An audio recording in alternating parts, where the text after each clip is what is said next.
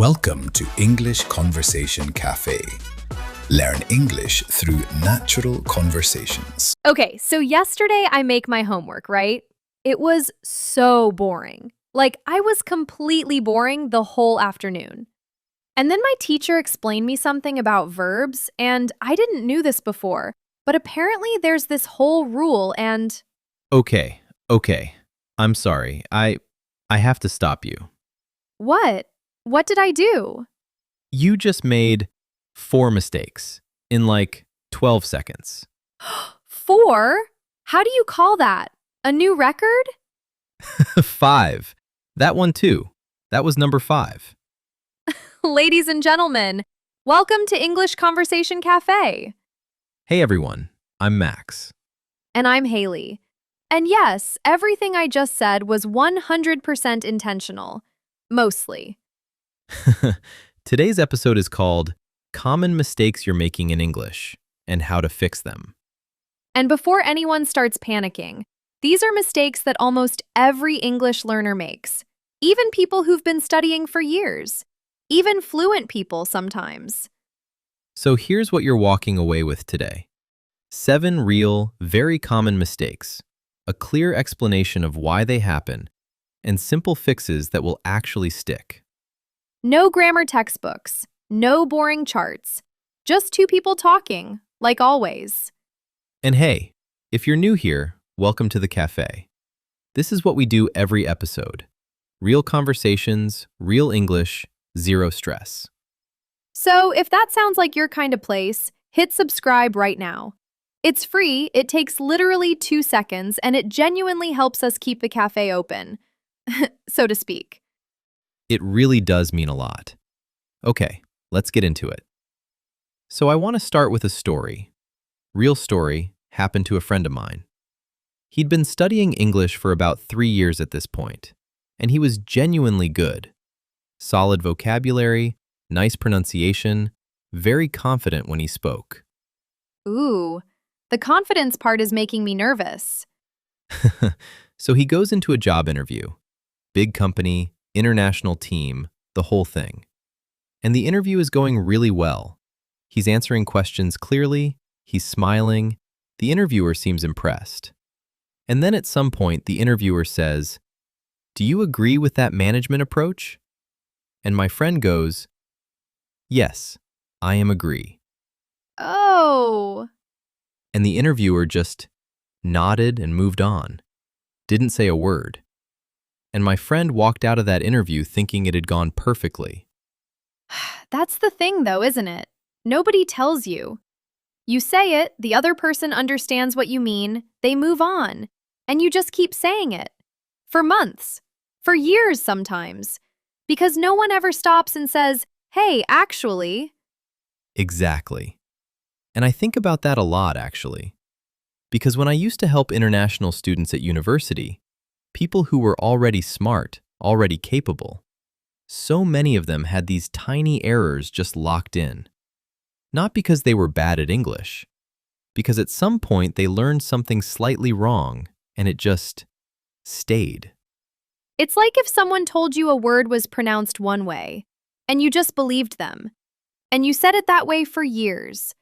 And then one day, someone gently corrects you and you're like, "Wait, what?" Has that happened to you? The word mischievous. I said mischievous until I was like 24 years old. 4 syllables. Completely wrong. How did no one tell you? I don't know, Max. I don't know. Anyway, the point is, making mistakes doesn't mean your English is bad. It means you're human. And today, we're the friend who finally says something. Think of it as a gift. A free gift. From us to you. You're welcome. All right, mistake number 1. And this is the one that started the whole episode. I am agree. Ugh, the classic. The one, the only.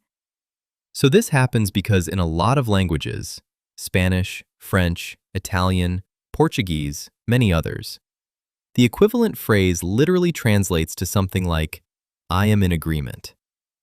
So learners bring that structure into English and say, "I am agree."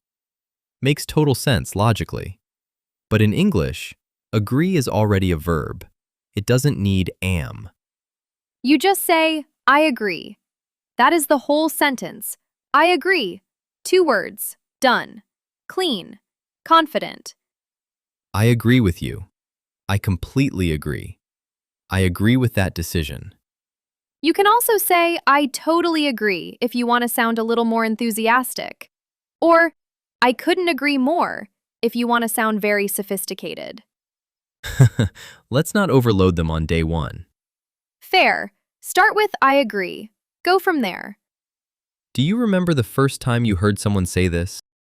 Yes, group project at university. Lovely guy, very smart, super hardworking.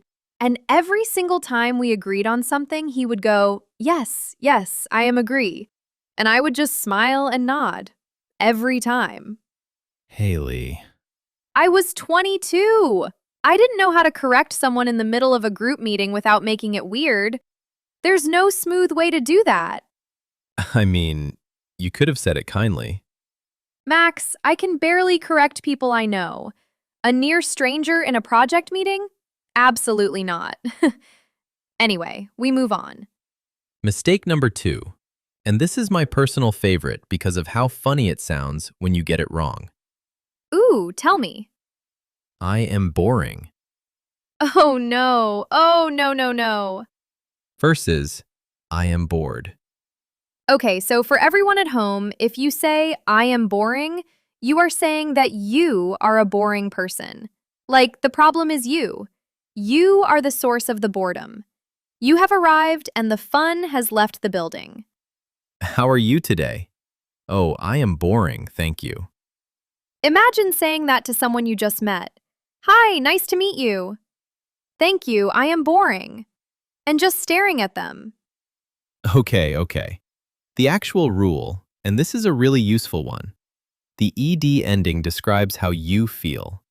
The ing ending describes the thing that causes the feeling. So, the movie is boring. I am bored. The class is interesting. I am interested. The game is exciting. She is excited. Once you hear it that way, it clicks. The movie does the boring. You receive the bored. The movie does the boring. Max, that is not a sentence. You know what I mean. I do, and honestly, it kind of helps. Okay, mistake 3.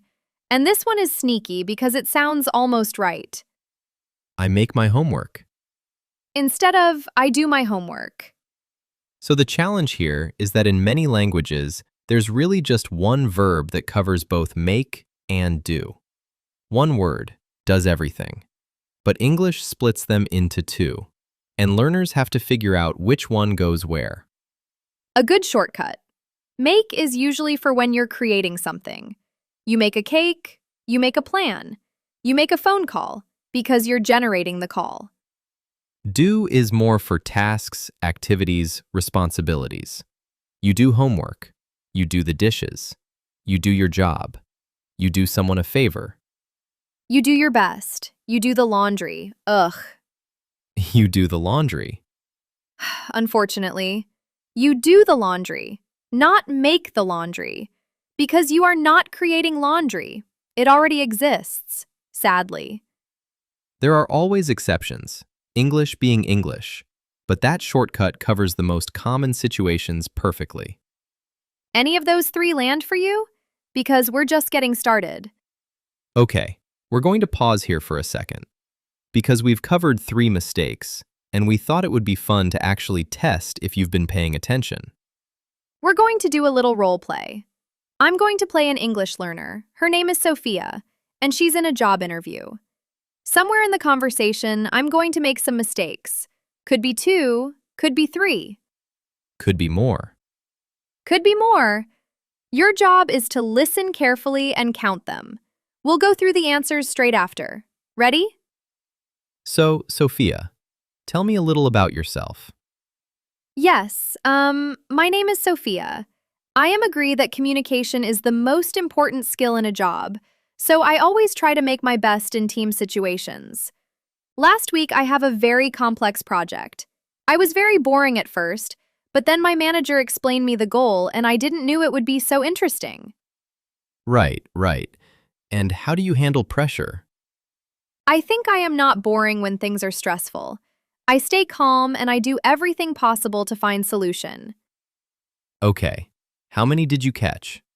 Pause if you need to. Think about it. All right, let's go through them. I am agree. Mistake 1 covered. Make my best. Should be do my best. I was very boring. She meant I was very bored. Explain me the goal. We haven't covered that one yet, but file it away. I didn't knew. Also coming up. And I am not boring. Should be I am not bored. 6. She packed 6 mistakes into a 30-second interview. I'm a gifted language destroyer, honestly. Let us know in the comments how many you caught. And if you got all 6, that is seriously impressive. Okay, 2 of those from the role play we haven't explained yet. Let's do them now.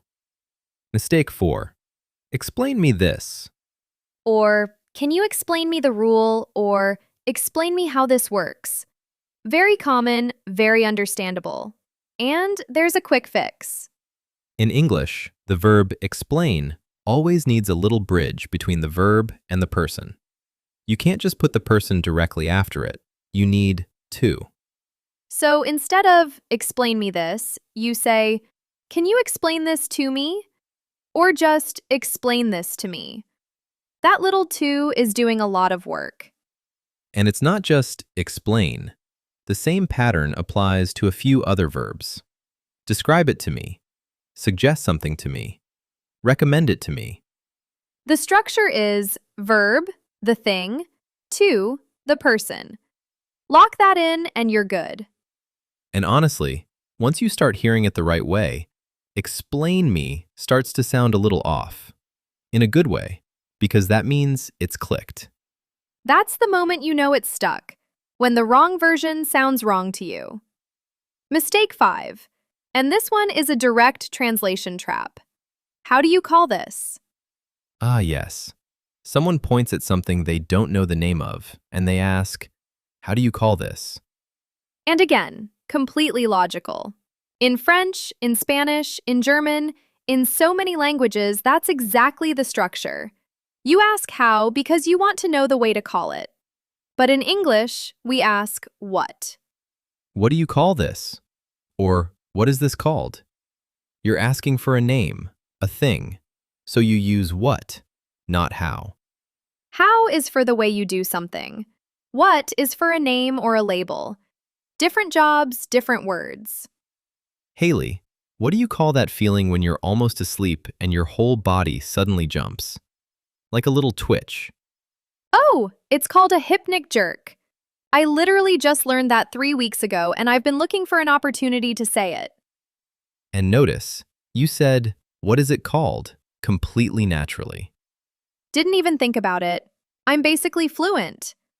You are fluent, Haley. I know, thank you. Mistake 6. And this one is a very fast fix. I didn't knew. Double past tense. The enemy of us all. So the thing is, didn't already puts you in the past tense. That's its whole job.